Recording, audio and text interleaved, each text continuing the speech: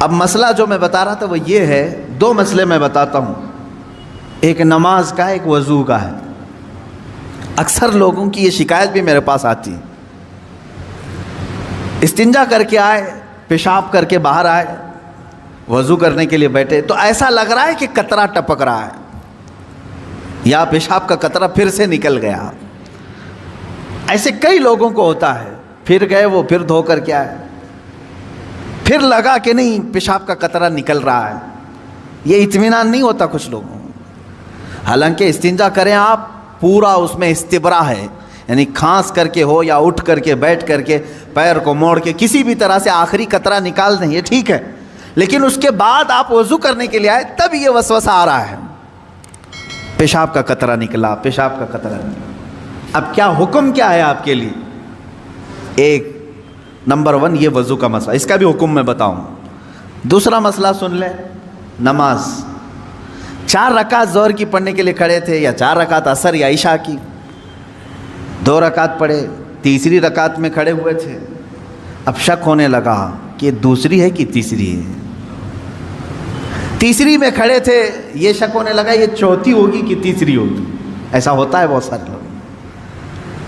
نماز کا ایک مسئلہ یہ ہے، آپ وضو کا ہے، دونوں کا حکم کیا ہے اس سے میں آپ کو اپنی زندگی کے متعلق بتاؤں گا۔ پہلا والا جو مسئلہ ہے پیشاب کے قطرے کا، پہلی مرتبہ ایسا کبھی ہوا ہے تو جاؤ دھل لو۔ ایک بار ایسا ہوا کہ پیشاب کا قطرہ ٹپکا ہے یا لگ رہا ہے، جاؤ دھل کے آ جاؤ۔ پھر ایک مرتبہ ایسا ہوا ہے کہ وضو کرنے بیٹھا ہوں، ایسا لگا کہ پیشاب کا قطرہ ٹپک گیا، جاؤ دھل کے آؤ، اور اتنا حصہ جہاں کپڑے میں لگا اس کو بھی دھل لو۔ تیسری مرتبہ بھی ایسا ہوا ہے، دھل لو۔ اب اس کے بعد شریعت کہتی ہے اب نہیں جانا، اس کے بعد اب وضو کے لیے اگر بیٹھو گے، تمہیں لگ رہا ہے کہ پیشاب کے قطرے ٹپک رہے ہیں، ٹپکنے دو۔ تم پانی لے لو ایک چلو میں اور اس جگہ پر چھڑک دو پانی وہاں پر اس کپڑے کے اوپر چھڑک دو۔ کیوں؟ اس لیے کہ کہا گیا ہے کہ بعد میں اگر تمہیں وسوسہ بھی آنے لگے تو یوں سمجھ لو یہ پیشاب کا قطرہ نہیں بلکہ میرا چھڑکا ہوا پانی ہے، میرا چھڑکا ہوا پانی۔ اچھا ایسا کیوں کرایا گیا؟ شک تو ہو رہا ہے۔ سنیں فقہائے کرام نے فرمایا اے بندے، تجھے عبادت اللہ کی کرنی ہے۔ کس کی کرنی ہے؟ اللہ کو راضی کرنا ہے۔ اور یہ جو وسوسے آ رہے ہیں تجھے، یہ شیطان کے ہیں۔ اگر تو بار بار اٹھ کر کے دھونے کے لیے چلا جائے گا تو بات یہ ہوگی کہ نماز کا کہ جس میں اگر 3 میں 4 میں شک ہو، ایک بار ہو گیا تو چلو دوہرا لو، 2 بار ہو گیا تو چلو ٹھیک ہے، جتنا یقین ہے اس کے آگے کی رکعتیں پڑھ لو۔ اب اگر بار بار ایسا شک ہوتا ہے تو فرمایا گیا اپنی نماز ویسی ہی کمپلیٹ کرو، اس لیے کہ یہ شیطان تمہیں وسوسے ڈال رہا ہے۔ اگر تم اس کے وسوسوں کی طرف جاؤ گے تو یہاں ہوگا یہ کہ تم شیطان کی پیروی میں لگ گئے۔ حقیقت میں نماز تو رحمان کی عبادت ہے۔ آپ سمجھ رہے ہیں؟ یہ 2 مسئلوں سے میں تمہیں بتاؤں گا میرے عزیزو، پوری زندگی بھر شیطان اسی طرح سے کرتا ہے، تمہیں اپنے اصلی مقصد سے ڈائیورٹ کر کے کسی عام فضول چیز میں لگا دیتا ہے، فضول چیز میں لگا دیتا ہے۔ اسی لیے اب جیسے کسی نے اپنے پورے گھر کی فکر میں، اپنی جائیداد کی فکر میں پوری زندگی ختم کر دی، اسے معلوم ہی نہیں کتنے دن رہنے والا تھا، کتنی عمارتیں بنا رہا ہے، کتنی چھتیں قائم کرے گا۔ اے بندے، تیری زندگی لمبی سے لمبی جاتی تو 70-80 سال کی، تو بنا ہی رہا ہے 30-40 سال کی عمر میں، بچے ہیں تیرے پاس 25-30 سال، ان 25-30 سالوں کے لیے تو نے اپنی پوری زندگی جھونک دی، صحت و طبیعت سب برباد کر ڈالی۔ لیکن جہاں 100 سال سونا ہے کہ 200 سال کہ 500 سال کہ 1000 سال، ہمیں معلوم نہیں قبرستان میں کتنا سونا ہے، وہاں کے لیے بندہ ایک رات کی بھی عبادت کرنے کو تیار نہیں، ایک تسبیح گھمانے کو بھی تیار نہیں، وہاں کی عمارت تیار کرنے کو بندہ تیار نہیں۔ یہ شیطان ڈائیورٹ کر چکا ہے تمہیں، تمہاری اصلی منزل تو وہ تھی، تمہیں لگا دیا کسی اور کام میں، تمہیں لگا دیا کسی اور کام میں۔ عزیزان گرامی، اسی لیے تو شاعر نے کہا تھا آگاہ اپنی موت سے کوئی بشر نہیں، سامان 100 برس کا ہے پل کی خبر نہیں۔ 100 برس کے پلان ہے، پل کی خبر نہیں. تو شیطان اس طرح سے جو ہر زندگی میں ڈائیورٹ کرتا ہے. اب میں آپ کو بتاؤں ایک چیز، جن چیزوں کو ہم سمجھتے ہیں کہ یہی کل ہے دنیا میں، نوجوان یہ سمجھتا ہے کہ ایک خوبصورت لڑکی مل جائے پوری زندگی ہے.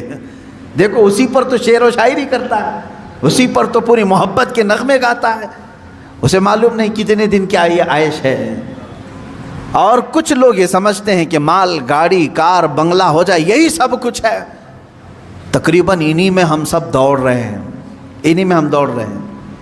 ایک بادشاہ نے اعلان کیا کہ آج میری عنایتوں کا دریا جوش میں ہے، میں خوب عطا کروں گا.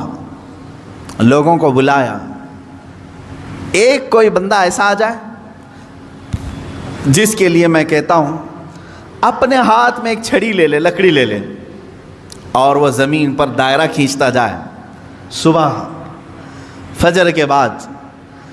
اب وہ دائرہ کھینچتا کھینچتا سورج کے ڈوبنے سے پہلے پہلے تک جتنا دائرہ کھینچ لے گا وہ پوری زمین اس کے نام پہ کر دوں گا. دن بھر میں آپ کتنے ایکڑ کھینچ لیں گے؟ اگر فری میں مل رہا ہے تو کون چھوڑے گا؟